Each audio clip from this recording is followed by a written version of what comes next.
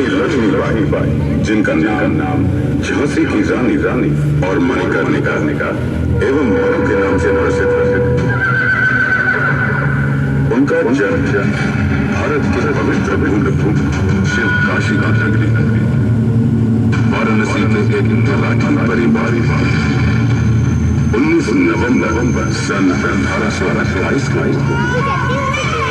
वीरांगना और बहादुर लक्ष्मीबाई ने सन 1857 की स्वतंत्रता संग्राम अंग्रेजों की सेना को घुटनों पर बल दिया।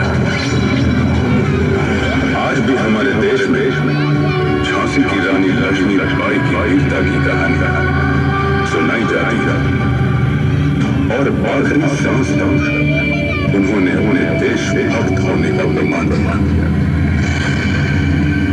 उनके पिता मोरबंद तांबे बाजीराव की सेवा में कार्यरत थे और उनके माता बहुत ज्ञानी और विद्वान थे। दुर्भाग्यवश बालावस्था में ही उनकी माता जी का स्वर्गवास हो गया। उनका पालन पोषण उनके पिताजी ने एक माँ और बाप का प्यार देकर निभाया और योद्धा की तरह उनको शस्त्र का प्रयोग सिखाया एवं हाथी घोड़ों का प्रयोग सिखाया। वीर और कौशल योद्धा तात्या टोपे और नाना साहेब के साथ बचपन शस्त्र विद्या को सीखते हुए ही जानता। लक्ष्मीबाई के 3 बहुत प्रिय घोड़े थे, जिनका नाम सारंगी, पवन और बादल। अपने घोड़ों के साथ या कभी पालकी द्वारा महल और मंदिर के बीच रानी आया जाया करती। राजा गंगाधर राव जो कि झांसी के महाराजा थे, उनका विवाह रानी लक्ष्मीबाई से हुआ और शादी के बाद मणिकर्णिका को लक्ष्मीबाई के नाम से जाना जो कि बाद में झांसी की रानी के नाम से प्रसिद्ध हुई। सन 1851 में एक बड़ी खुशी में उनके द्वार पर दस्तक दी। झांसी के उत्तराधिकारी का जन्म हुआ और उन्हें पुत्र रत्न प्राप्त हुआ। पर दुर्भाग्यवश 4 महीने बाद ये खुशियां मातम में बदल गई और उनके पुत्र की मृत्यु हो गई। सारा झांसी शोक में डूब गया, जिसके बाद राजा गंगाधर राव एक पुत्र को गोद लिया, जिसका नाम आनंद राव रखा गया। अभी मणिकर्णिका अपने बेटे की मौत के दुख से उभर नहीं पाई थी। तभी 1853 में महाराजा गंगाधर राव की एक गंभीर बीमारी के चलते मृत्यु हो गई। महज 25 वर्ष की उम्र में रानी लक्ष्मीबाई विधवा हो, लेकिन हिम्मत न हारने का जज्बा उनके खून में था। जनरल लॉर्ड नवाजी एक बहुत ही शातिर इंसान था। जनरल को महाराजा की मौत की खबर मिलते ही उसने इस मौके का फायदा उठाने की योजना बनाई। उन्होंने महाराजा के गोद लिए हुए पुत्र को झांसी का उत्तराधिकारी मानने से मना कर दिया, क्योंकि वो पुत्र महाराजा गंगाधर का सगा बेटा नहीं था। जनरल लॉर्ड चाहते थे कि झांसी का कोई कानूनी वारिस न रहे और उन्होंने झांसी को खाली करने का सरकारी आदेश दे दिया। रानी लक्ष्मीबाई ने उनका सरकारी आदेश ठुकरा दिया और झांसी को खाली करने से इनकार कर दिया। मणिकर्णिका ने ब्रिटिश सरकार विरोधी एक सेना तैयार किया, जिसके महिला भी शामिल हो। झांसी की रानी ने उन सबको शस्त्र विद्या और युद्ध फौजी कला सिखाना शुरू किया। खान खुदा बख्श, काशी बाई, सुंदर नंदर, मोती बाई, दीवान रघुनाथ सिंह और दीवान जवाहर सिंह जैसे योद्धाओं ने युद्ध नीति और युद्ध प्रशिक्षण 14,000 ब्रिटिश विरोधी जंगों को सिखा दिया। कुछ ही समय में एक विशाल सेना को अंग्रेजों के खिलाफ तैयार कर दिया।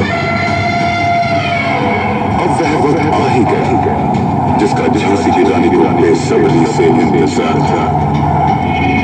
युद्ध का बिगुल बज चुका था। सन 1857 में झांसी की रानी ने अंग्रेजों के खिलाफ मेरठ शहर में युद्ध का ऐलान कर दिया, जो कि भारतवर्ष का पहला स्वतंत्रता संग्राम कहलाया। झांसी की रानी के लिए अंग्रेजों को बहुत नुकसान झेलना पड़ा, जिसके चलते अंग्रेजों पर ब्रिटिश हुकूमत का दबाव बढ़ने लगा और उन्होंने झांसी को खाली करवाने का अपना विचार बदल दिया। अब झांसी का राजपाट दोबारा रानी लक्ष्मीबाई के हाथ में आ गया। कुछ समय बाद पड़ोसी राज्य दिया और ओरछा ने झांसी पर कब्जा करना चाहा। झांसी की रानी के साहस के आगे वह भी बना सके और उनके शत्रुओं को भी हार का सामना करना पड़ा। रानी लक्ष्मीबाई के शासन झांसी की जनता फिर से शांतिपूर्ण तरीके से रहने लगे। सन 1857 और 1858 तक इन्होंने अपनी सेना और अपने युद्ध बल को और मजबूत बनाया और दूसरे राज्यों को भी ब्रिटिश हुकूमत के विरुद्ध प्रेरित किया और ब्रिटिश सेना से लड़ने के लिए उनको तैयार किया। पर ब्रिटिश हुकूमत को ये सब राज नहीं आया। उन्होंने अपनी एक सेना की टुकड़ी को झांसी भेजा और रानी लक्ष्मीबाई को आत्मसमर्पण करने को कहा।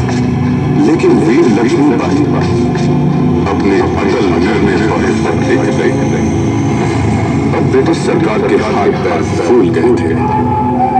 23 मार्च सन 1858 ब्रिटिश सेना ने झांसी पर हमला किया, जिसके चलते रानी लक्ष्मीबाई फूट गई और ब्रिटिश सेना ने झांसी पर गोले और बंदूकों के दम पर झांसी पर अपना कब्जा जमा।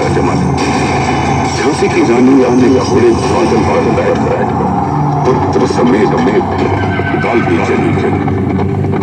कालपी में अपने बचपन के मित्र तात्या तोपे के साथ मिलकर फिर से एक सेना का निर्माण किया।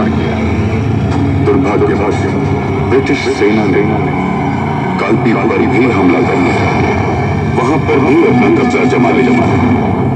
अब लक्ष्मीबाई ने ग्वालियर में शरण। ब्रिटिश सरकार यहां भी नहीं रुकी।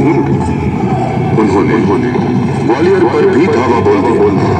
ग्वालियर में ब्रिटिश सरकार से लड़ते वक्त रानी लक्ष्मीबाई को सीने में दर्द उठा तो देखा कि एक ब्रिटिश सैनिक की तलवार से रानी के सीने में एक गहरा जख्म हो गया।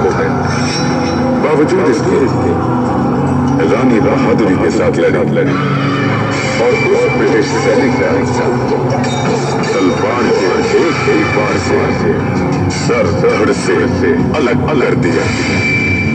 रानी का जख्मी होना ब्रिटिश सैनिकों के लिए एक सुनहरा अवसर बना। रानी बचते जख्मी हालात में पुत्र को पीठ पीछे बांधे एक झरने के पास पर उनका घोड़ा झरने से आगे जा सका। तभी पीछे से एक ब्रिटिश सैनिक ने उनकी पीठ पर राइफल से गोली चला जिससे कि वह घोड़े से नीचे गिर गए। फिर भी रानी ने हार नहीं मानी। उसके बाद एक ब्रिटिश सैनिक ने उनके सर पर दूध का पट मारकर एक वार किया, जिससे कि रानी के सर पर बहुत गहरी चोट आई। तभी रानी के सैनिक ने मौका पाते ही ब्रिटिश सैनिक को मौत के घाट उतार दिया और रानी लक्ष्मीबाई पास ही के मंदिर में ले गए। रानी की सांसें अभी तक भी चल रही थी। रानी ने अपने पुत्र दामोदर को मंदिर के पुजारी के हाथ में सौंप दिया।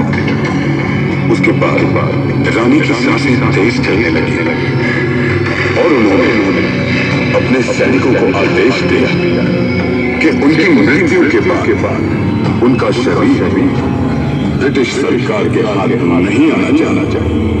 और 18 जून सन 1858 रानी लक्ष्मीबाई ग्वालियर आखिरी सांस। रानी के मरने के बाद रानी के अंग रक्षकों ने लकड़ियां इकट्ठी करके उनके पार्थिव शरीर अंतिम संस्कार कर दिया।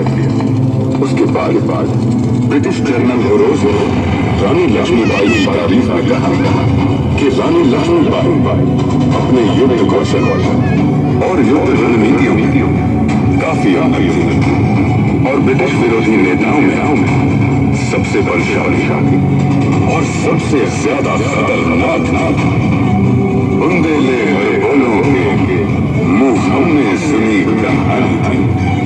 खूब लड़ी मर्दानी, वो तो झांसी वाली रानी, वो तो झांसी वाली